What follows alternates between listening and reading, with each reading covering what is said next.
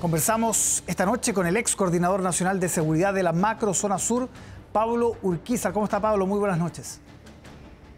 Muy buenas noches, Álvaro. Muchas gracias por acompañarnos. ¿Cómo interpreta usted la detención de Héctor Yaitul y los capítulos sucesivos que han venido después de esta detención?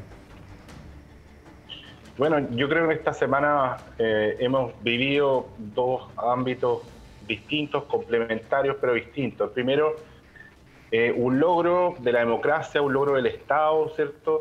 La detención del principal líder de la orgánica radicalizada y terrorista, coordinadora Arauco Mayeco, que desde el año 1997 lleva afectando los derechos fundamentales de familias mapuche y no mapuche en la macrozona sur a través de una serie de atentados incendiarios, y desde esa perspectiva un ámbito bastante positivo desde la perspectiva de la persecución penal y para la tranquilidad de las personas, pero al mismo tiempo vemos, ¿cierto?, cómo se producen otro tipo de atentados por otras orgánicas, como la resistencia mapuche de Lapquenche, con el grave atentado incendiario en el Molino Grolmus, y también los intentos de matar, ¿cierto?, a las personas que estaban ahí, y uno adulto mayor de 79 años termina amputándole la pierna precisamente producto de los disparos. Por lo tanto, la gravedad es bastante alta. Sí, los efectos que puede traer esta detención, este procesamiento, tienen que ver con una mayor cantidad de atentados, es lo que prevén algunos. ¿Usted siente que la tendencia va a ir en ese sentido o no necesariamente? Sí, acá hay una realidad y eso dice relación con la naturaleza del delito que estamos enfrentando. Cuando el Estado actúa frente al delincuente común, el delincuente común se inhibe. Pero cuando el Estado actúa frente al delincuente organizado y terrorista, el delincuente organizado y terrorista reacciona, ¿cierto? Eso nos pasó, por ejemplo, el año pasado, cuando condenamos, en base a la persecución penal del gobierno, ¿cierto?, a 8 personas pertenecientes a la resistencia mapuche Lapquenche, precisamente por el asesinato de un comunero mapuche de Eleodoro Raimán. Producto de eso, ese mismo día, el día 22 de diciembre del año 2021, la resistencia mapuche Lapquenche reaccionó y materializó la quema más grande de viviendas y también de lugares de camping, ¿cierto?, que se había materializado en la macrozona sur desde el año 97, 31 cabañas quemadas. Y por lo tanto, es probable, ¿cierto?, que frente a la mayor acción del Estado, como las distintas detenciones que se están produciendo, se provoquen también mayores reacciones a través de atentados.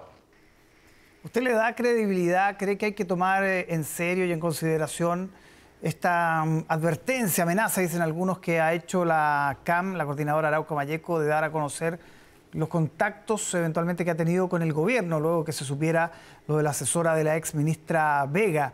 ¿Son antecedentes que hay que escuchar, que hay que revisar, o tienen un sesgo, tienen una agenda oculta, como se ha dicho, por ejemplo, lograr que termine la prisión preventiva de Yaitul o lograr su traslado? ¿Cómo hay que tomar esos datos que planteó hoy día la defensa de Yaitul?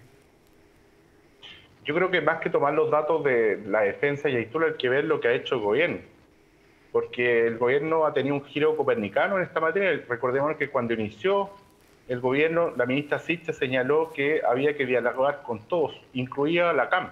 Y cuando se dialoga con la CAM, se dialoga con Héctor Yaitul. Por lo mismo, por ejemplo, la ministra Vega intentó contactarse también con Héctor Yaitul. Por lo tanto, no me cabe la menor duda, y no sería extraño que existieran otros contactos del gobierno con Héctor Yaitul. El problema es que Héctor Yaitul, en ese momento y ahora, ¿cierto?, era una persona que estaba imputada por asociación ilícita terrorista y además por graves delitos vinculados a la Ley de Seguridad del Estado. Por lo tanto, el que tiene que dar la explicación de por qué se contacta precisamente con el líder de la orgánica radicalizada y terrorista CAM es precisamente el gobierno, y desde esa perspectiva se necesita la mayor transparencia para efecto de saber en qué está el gobierno, o está precisamente persiguiendo a los delincuentes, a los terroristas, a los narcotraficantes que tanto daño están haciendo a las familias mapuche y no mapuche en la macrozona sur, o lo está resguardando, quiere dialogar, quiere negociar. ¿Cuál es la estrategia al final del día que está detrás de lo que está ocurriendo en la macrozona sur? ¿Qué antecedentes le hacen decir que no le extrañaría que hubiera más contactos entre el gobierno y Yaitul o la CAM?